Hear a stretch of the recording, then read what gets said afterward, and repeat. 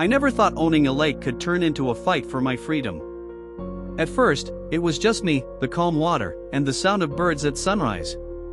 But then, the HOA showed up. Badges on their chest, papers in their hands. And words I'll never forget: "You owe us for this lake." I laughed at first, but when they kept coming back, louder, stronger, angrier, I realized this wasn't just about money. It was about control. And what happened next changed everything. Welcome, my friends, to HOA Karma Stories. My name's John Miller. I live in a quiet lakeside town in the Midwest. And when I'm not fixing up old docks or fishing at sunrise, I'm usually fighting battles most folks never see: battles with the HOA. Now, before we dive into this story, I've got a little favor to ask. If you're over 50, grab your reading glasses and click that big red button down there, subscribe. Trust me, you don't want to miss the next HOA tale. And hey, while you're at it, tell me in the comments, where are you watching from? I'd love to know if it's Florida, Texas, or maybe right here in the Midwest. Because tonight, you're about to hear how one lake nearly got stolen by the HOA. I sat there on the edge of my dock, the sun setting low over the water, thinking about how this all began, how something so beautiful could turn into such a storm. When I first bought this lake, I felt like the luckiest man alive. It wasn't perfect, not even close. The dock was broken, the boathouse was falling apart, weeds grew thick along the shore. The water looked tired, neglected, almost forgotten. But I didn't see it that way. I saw possibility. I saw peace. I saw a place where I could finally breathe. Every morning I woke up with a smile. I would grab my old work boots, step outside, and spend hours cleaning, fixing, restoring. Piece by piece, board by board, I was bringing the lake back to life. The first time I saw the water sparkle clear again under the sunlight, I felt proud. This wasn't just land. This wasn't just water. This was mine. Friends came over, family too. They laughed, they fished, they told me, "John, this place feels like paradise." And I believed them. I thought, maybe, just maybe, I had found the one place no one could ever bother me. But that's when they showed up. It was an early morning. I was out on the dock, hammer in hand, fixing a loose plank. Out of the corner of my eye, I saw a white SUV roll up near the gate. Two men stepped out. They wore badges, sharp clothes, and that look on their face. You know the look, the kind of look people wear when they think they own something before even asking whose it is. They walked right up, clipboards in hand, and one of them said, "We're from the HOA. You owe us dues." At first, I thought it was a joke. I actually laughed. I told them, "Fellas, you must be lost. This is my lake. I bought it. Restored it. You've got the wrong guy." But they didn't laugh. Not even a little. The taller one looked me straight in the eyes and said, "This lake falls under our community. Which means you pay, or else." I didn't like the way he said "or else." I shook my head, told them again, "This land is mine. I've got the papers to prove it. I don't owe you a dime." They just scribbled on their clipboard, left a folded paper on my gate, and walked off like they had already won. That was the first time I felt it, the chill. The warning. Days passed, then weeks. Every time I thought maybe they'd leave me alone, they came back. Sometimes with letters. Sometimes in person. And every single time, the message was the same: pay us. One day, I found a bright orange notice nailed to my gate. It said I was in violation of community rules. Rules I had never agreed to. Rules I had never even heard of. I tore that paper down and threw it in the fire pit. But deep inside, I knew this was just the beginning. Neighbors started whispering. Some told me, "John, don't fight them. You can't win against the HOA." Others shook their heads and said, "They've done this before. They'll drain you until you give in." But me? I wasn't raised to bow down to bullies. My father taught me something simple: if it's yours, you protect it. And this lake, this was mine. The next time they came, I was ready. Same white SUV. Same badges. But this time, I didn't laugh.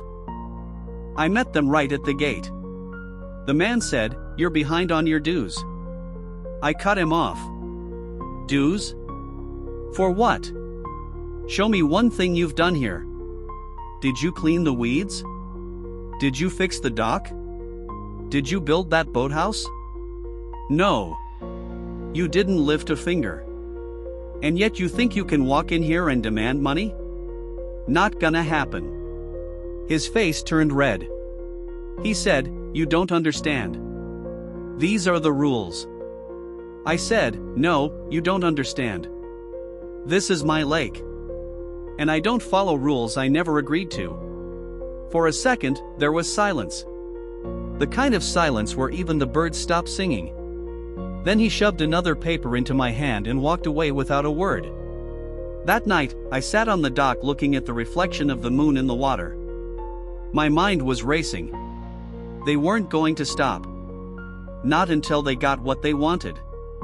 And I knew what they wanted. Control. It wasn't about money. Not really. It was about showing me that they could own me. Own my land. Own my peace. But I had already made up my mind. They could show up 100 times, they could send 1,000 letters, they could scream until their voices gave out, but I wasn't paying. Not 1 cent. The question was, how far were they willing to go to try and break me? And maybe the bigger question is, what would you have done if you were in my shoes? Would you stand your ground, or would you pay just to make them go away? Tell me in the comments, because I truly want to know. I barely slept that night. Every sound outside felt louder, the wind in the trees, the creak of the dock, even the gentle splash of water against the shore. I kept looking toward the gate, half expecting those men to come back in the dark. It wasn't fear exactly, it was anger. Anger that someone thought they could take what I had built with my own hands. By morning, my anger had turned into determination. I pulled out the deed, spread it on the kitchen table, and read every word. My name, my signature, my property lines drawn clear. There was no doubt. The lake was mine. I thought that piece of paper would protect me, but I was wrong. 3 days later, they returned. Same white SUV, same smug faces. But this time, they weren't alone. A third man stood with them, older, wearing a suit. He didn't carry a clipboard. He carried a briefcase. He introduced himself as the HOA's attorney. His voice was calm, but every word felt like a threat. "You are in violation. If you don't pay, we will take legal action. You could lose the lake." Lose the lake? Those words hit me like a punch to the chest. I stepped closer, looked him dead in the eye, and said, "Try me." He didn't flinch. He just smiled a thin smile, handed me another letter, and walked back to his car. The SUV drove away slowly, as if they wanted me to feel the weight of every second. I unfolded the letter. It wasn't like the others. This one had bold words. Final notice. They were demanding thousands now, not hundreds. And the threat was clear: pay or face court. I stood there with the letter in my hand, the lake behind me, and I made a decision. I wasn't giving in. The days that followed felt like war. More letters arrived. Some nailed to my gate. Some stuffed in my mailbox. Neighbors started avoiding me. At the local diner, I overheard whispers, "That's the guy fighting the HOA, he won't last long." But I kept working. Every nail I hammered into the dock, every weed I pulled from the shore, every board I replaced on the boathouse, it fueled me. I wasn't just restoring the lake anymore. I was defending it. Then came the day I'll never forget. I was out on the dock again, tightening the ropes on my small rowboat, when I heard footsteps. Heavy boots. I turned and saw 4 of them this time. The same attorney, the same 2 officers, and a new face, a younger man with a camera. He lifted it and started filming me. "What's this?" I asked. The attorney replied, "Evidence. We need to show how you are trespassing on HOA property." Trespassing? On my own land? My blood boiled. I shouted, "This is my property. I have the deed." He raised an eyebrow and said, "Not for long." They filmed me for several minutes, asking questions I refused to answer. Finally, I told them to leave or I'd call the sheriff. They left, but the damage was done. That camera, it wasn't just recording me. It was recording their narrative. They wanted to paint me as the villain. That night, I sat on the porch staring at the stack of letters piling up on my table. I thought about the neighbors who had warned me, the whispers at the diner, the smug smile of that attorney. For a moment, I wondered if maybe they were right, maybe I couldn't win. But then I looked out at the water, calm and steady under the moonlight. I thought about the first day I saw it, broken but full of promise. And I remembered the feeling in my chest the first time I rowed out to the center of the lake, that feeling of peace I hadn't known in years. And I knew, no matter what, I couldn't walk away. The HOA thought they could scare me with papers and cameras. But they didn't know me. They didn't know how hard I had worked, how much I had sacrificed, how much I loved this place. The next morning, I took every single letter, stuffed them into a box, and drove down to the county office. I slammed the box on the clerk's desk and said, "I want this on record. This is my property. And they're harassing me." The clerk, an older man with glasses, looked through the letters quietly. He sighed and said, "You're not the first. They've pulled this stunt before. But if your deed is clean, you've got a case." Those words lit a fire inside me. For the first time, I felt like maybe, just maybe, I wasn't alone. I drove home, parked by the lake, and looked out over the water. The fight was far from over. The HOA wasn't going to stop. But neither was I. And that brings me to a question for you.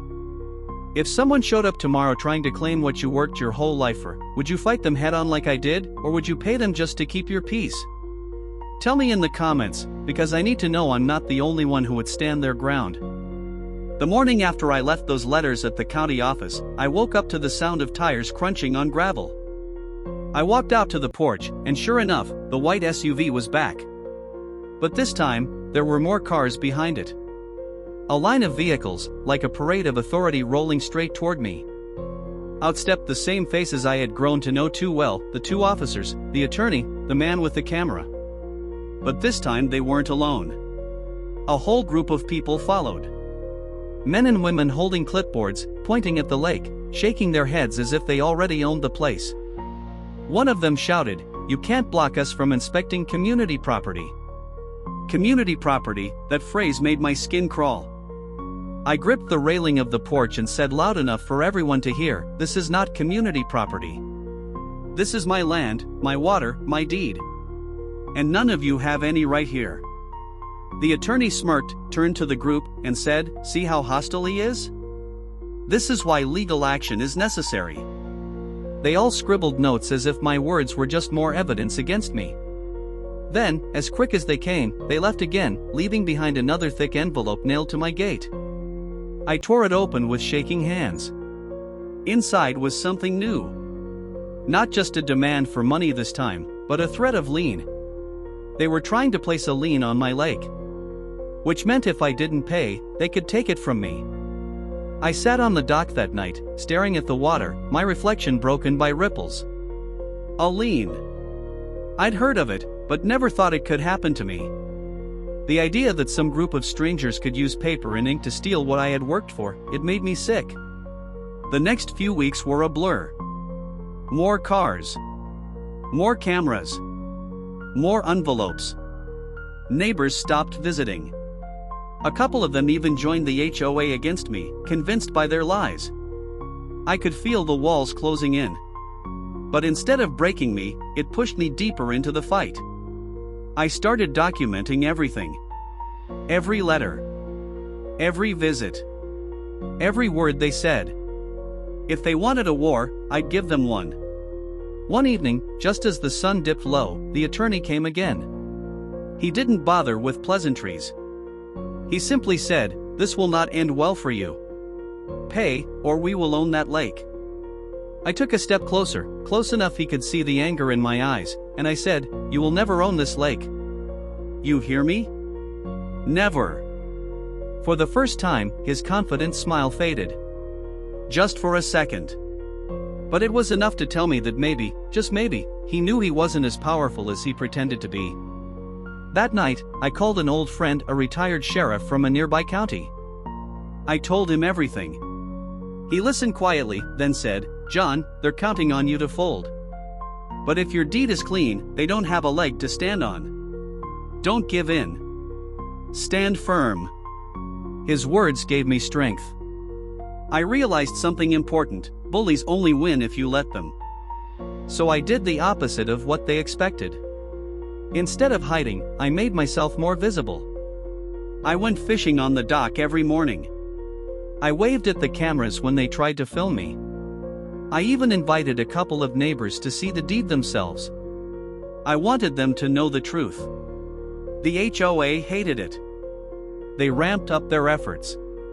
They sent me a bill so outrageous it almost made me laugh: thousands in late fees, maintenance charges, and community improvements. Improvements that had never touched my lake.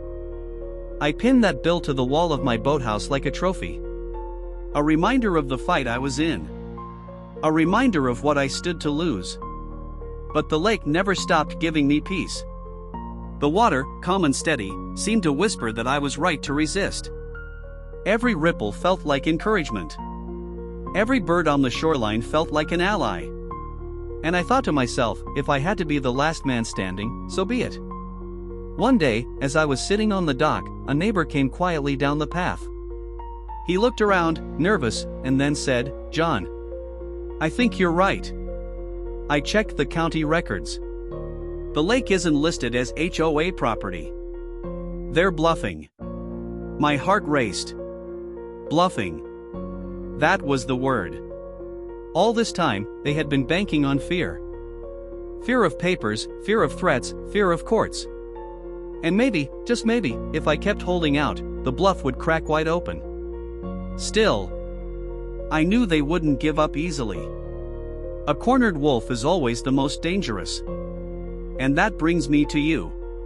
If you were standing on that dock, watching strangers try to claim what's yours, would you fight their bluff head-on, or would you take the safe road and pay just to make the problem disappear? Tell me in the comments, because I want to know who out there would really stand their ground. The very next morning, I knew something was different. The air felt heavier, the quiet wasn't peaceful anymore, it was tense. I poured my coffee, stepped onto the porch, and that's when I saw it, a bright yellow sign hammered right into the ground near my gate. HOA property, trespassers will be prosecuted. For a moment I just stood there, staring. They had crossed a new line. It wasn't just letters now. They were branding my land as theirs. Claiming ownership with bold words and bright colors, hoping everyone who passed by would believe it. I yanked the sign out of the ground, snapped it in half, and tossed it aside. But as I did, I noticed a car parked down the road, a camera pointed right at me. They wanted to catch me looking like the criminal on my own property. That's when I realized, this wasn't just a fight over land anymore. This was a game of power, of humiliation. They wanted to break me in public. Later that afternoon, the letters came again. Only this time, it wasn't paper tucked in an envelope. It was a thick packet of official court documents. They had actually filed a lawsuit. I held those papers in my hand, and for the first time in weeks, I felt my stomach twist. Court meant money. Court meant lawyers. Court meant time. And they had all three. Me? I just had my deed, and my will to fight. That night, sitting by the lake, I felt the weight pressing down. The water shimmered under the moon, calm and free, but me? I was anything but free. I could almost hear the HOA whispering in the wind, "We'll take it. We'll take it all." I picked up the phone and called the retired sheriff again. I told him everything, every paper, every threat, every sign. He chuckled, not because it was funny, but because he had seen it all before. He said, "John, they're betting you'll give up before this ever reaches a judge. They want you scared. Don't let them win. Fear is their only weapon. His words stayed with me. Fear is their only weapon. The next morning, I walked into town with a copy of my deed in hand. I showed it to a couple of folks at the diner, the same ones who whispered behind my back. I said, "Look. This is mine. Don't believe their signs. Don't believe their stories. The truth is right here." Some nodded. Some looked away, embarrassed. But one man, an old farmer, put his hand on my shoulder and said, "Good for you, son. Don't let them scare you. HOA's been bullying folks around here too long." That gave me strength. The HOA must have seen it too, because their next move was bolder. One evening I came home to find men walking around my property, measuring tape in hand, stakes in the ground. They were marking my land like it was theirs. I stormed up to them and shouted, "Get off my property now." One of them smirked and said, "We're surveying for improvements. HOA improvements." I laughed, but it wasn't a happy laugh. It was the kind of laugh that comes out when you're too angry to hold it in. Improvements? You've done nothing but harass me since the day I moved here. Improvements? You're thieves, every one of you. The man didn't reply. He just pulled the tape tighter, stuck another stake in the ground, and walked off as if I wasn't even there. That night, I sat on the dock with my boots dangling over the edge, staring at the dark water. My reflection looked tired, worn down, but my heart was burning. They thought I'd quit. They thought they could bury me under papers, signs, and lies. But they didn't know how far I was willing to go. I told myself right then, no matter how dirty they played, I would not give them what they wanted. Still, a question kept echoing in my mind. How many more people had they done this to? How many folks just handed over their money because they were too tired to fight? How many lakes, how many homes, how many dreams had they stolen with these tricks? I promised myself, if I made it through this, I'd tell the whole world. I'd tell every neighbor, every friend, every stranger who'd listen, so no one else would fall into their trap. And that brings me here, asking you, if you saw a bright yellow sign slapped on your property claiming it wasn't yours anymore, what would you do? Rip it down and fight like I did, or would you walk away and let them rewrite the truth? Tell me down in the comments, because I wonder how many of you would have the fire to stand your ground. I thought the yellow sign was the worst they could do, but I was wrong. 1 week later, I came home from town and found something that nearly made my knees buckle. A thick envelope pinned right to my front door, heavier than all the others.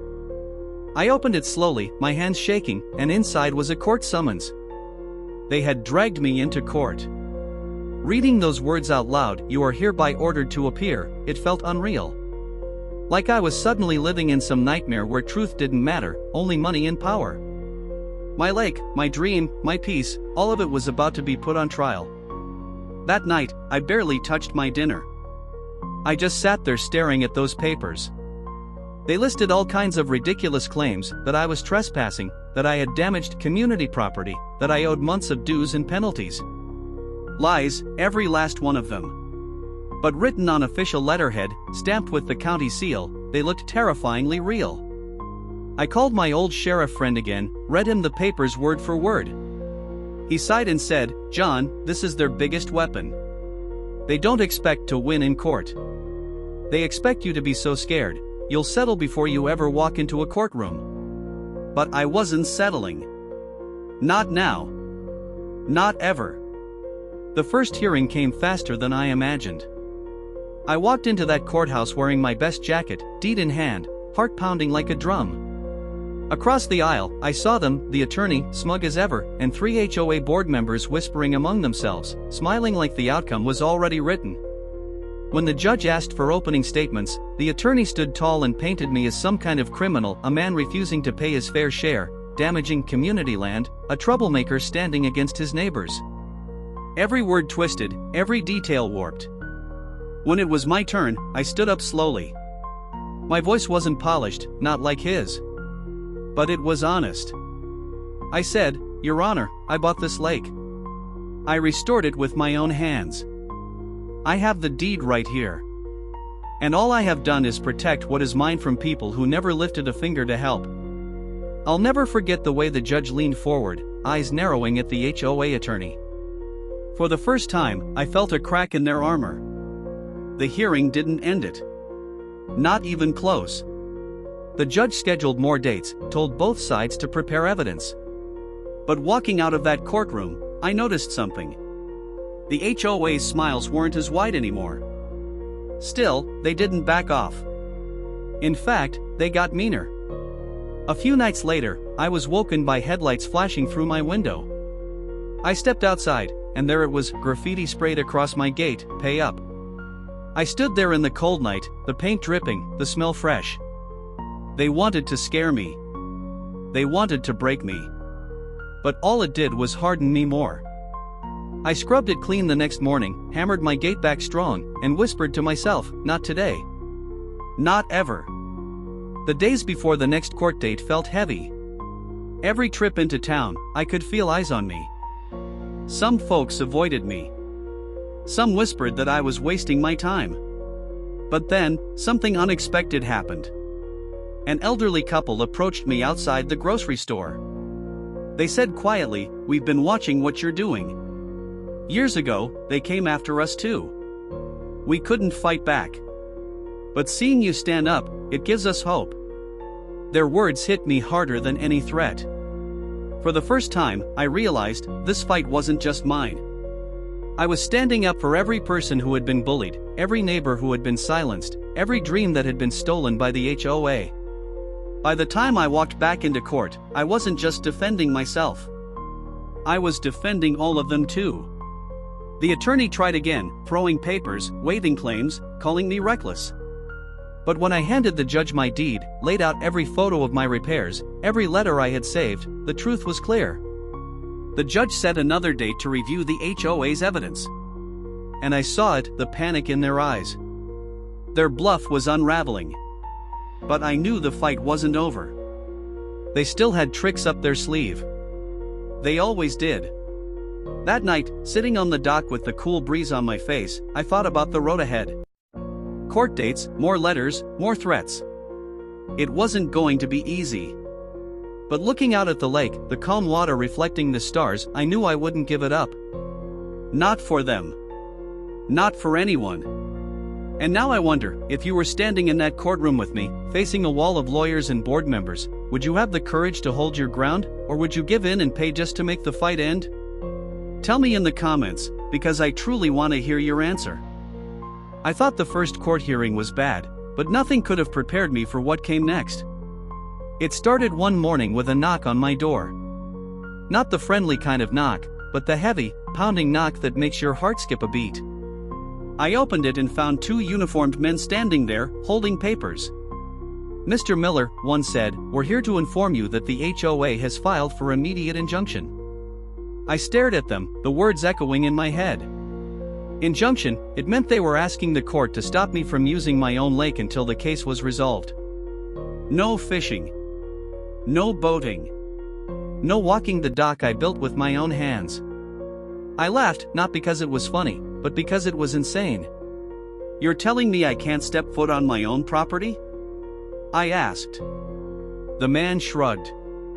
"That's what the papers say." When they left, I slammed the door so hard the windows rattled. I dropped the papers on the table, sat down, and buried my face in my hands. For a moment, I felt something I hadn't allowed myself to feel in months, the weight of defeat. But then I looked out the window. The lake shimmered in the morning sun, calm and stubborn, just like me. And I realized, no paper, no threat, no legal trick could take that away from me. The next court date was a circus. The HOA attorney came in with stacks of binders, photographs they had taken of me on the dock, copies of those fake signs, even statements from neighbors who claimed I was aggressive. They tried to paint me as a danger, a man unfit to manage land, someone who needed to be controlled. But when my turn came, I stood tall and spoke the truth. I told the judge about every nail I hammered, every weed I pulled, every dollar I spent to restore what had been abandoned. I showed pictures of the lake before I bought it, dark, dirty, forgotten. And then I showed pictures after, clear water, fresh dock, thriving again. For a moment, the courtroom was silent. Even the judge leaned back, looking at the pictures carefully. The attorney shuffled his papers, his confidence slipping. And I realized something powerful: they had evidence of fear. I had evidence of love. Still, the judge didn't make a ruling that day. He said he needed time to review everything. Which meant more waiting, more tension. That night, as I sat by the water, lantern glowing at my side, I heard footsteps behind me. It wasn't the HOA this time. It was that same old farmer who had spoken up at the diner weeks ago. He sat beside me quietly, then said, "You know, son, you're doing something most folks wouldn't dare. You're showing them that paper and power can't beat truth." His words settled deep inside me. I wasn't just fighting for myself anymore. I was fighting for everyone who had been bullied, silenced, and pushed around. The HOA must have sensed they were losing control, because that's when they turned to intimidation. Late at night, cars would slow roll past my gate, headlights sweeping over the house. Anonymous calls came, silence on the other end, then a click. Once, I even found dead fish left on the dock, a twisted message meant to scare me away from the water. But instead of fear, it gave me fire. Each trick only proved how desperate they were. When the final hearing date arrived, I walked into that courtroom with my head high. The judge looked serious, tired even, but when he spoke, his words cut through the tension.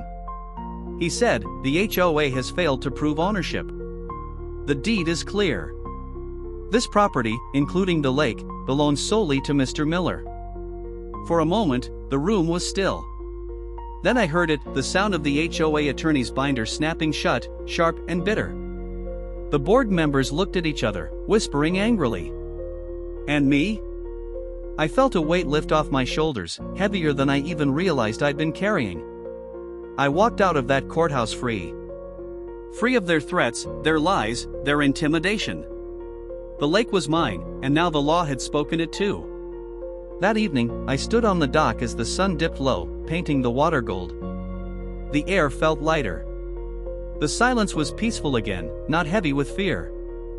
I dipped my hand into the water, let it run between my fingers, and I thought, maybe, just maybe, I had finally won.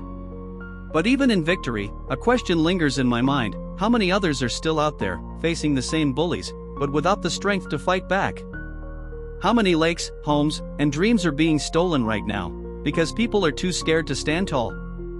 And so I ask you, if you had the chance to fight not just for yourself, but for everyone who's been bullied by an HOA, would you take that stand? Or would you walk away and hope someone else does it for you?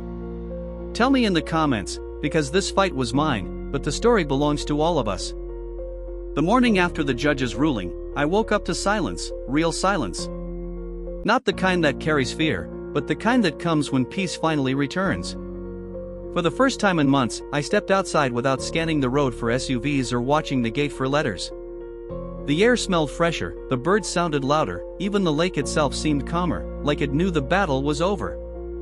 I walked down to the dock with my coffee in hand, and as I sat there watching the ripples spread across the water, I thought about everything I had been through. The letters, the signs, the courtrooms, the late-night intimidation, all of it felt like a bad dream fading away in the light of morning. But then I looked at my lake, shining, alive, restored, and I realized it wasn't just a dream. It had been real. Every fight, every sleepless night, every moment of doubt. I had carried it, and somehow, I had made it through. The news of my win spread quickly. Some neighbors who once avoided me now came by, offering smiles and congratulations. A few admitted they hadn't believed I could win, but now they saw it was possible. Others told me their own stories, battles they'd lost to the HOA years ago, money they'd handed over just to keep the peace, land they'd abandoned because the fight was too heavy. Their words broke my heart, and made me even prouder that I hadn't given in. One afternoon, that old farmer came by again. He leaned on the railing of the dock, looking out at the water, and said, "You did it, son.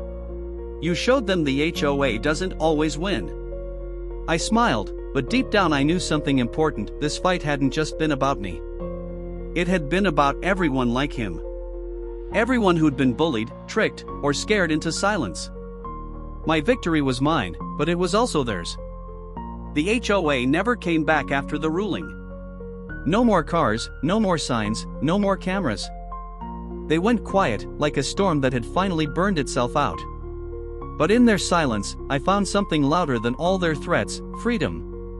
I spent the next weeks pouring myself back into the lake, but this time with joy, not fear. I rebuilt parts of the dock that had been left half-finished during the chaos. I painted the boathouse fresh white, the way I always dreamed it would look. I planted flowers along the shoreline, bright colors that mirrored the sunrise. And when I rowed out to the middle of the lake one evening, the water so still it looked like glass, I finally let out a breath I'd been holding for months. It felt like the lake itself was telling me, "You won. You stood tall. You kept me safe." But even in that peace, a thought wouldn't leave me. How many others were still out there, fighting their own battles with HOAs? How many had no one to stand with them, no one to encourage them, no one to tell them they weren't crazy for resisting? Because here's the truth I learned. HOAs don't always want your money. They want your control. They want to make you small, make you quiet, make you believe you don't stand a chance. And once you believe that, they've already won. But when you stand firm, when you show them you're not afraid, when you shine light on their lies, they crumble. Just like mine did. As I sit here now, the lake glowing under the setting sun, I can't help but wonder what you would have done if this had been your story. If this was your lake, your dream, your fight, would you have had the strength to resist, even when it felt like the whole world was against you? Or would you have given in, signed the papers, and walked away just to find peace? Tell me in the comments, because maybe your answer will inspire someone else who's facing the same battle right now. Maybe your words will give them the courage to stand their ground, just like I did. And as I take one last sip of my coffee, watching the light fade into the water, I'll leave you with this thought: the HOA tried to take my lake. But they failed. Because sometimes, the strongest thing a person can do is simply say no.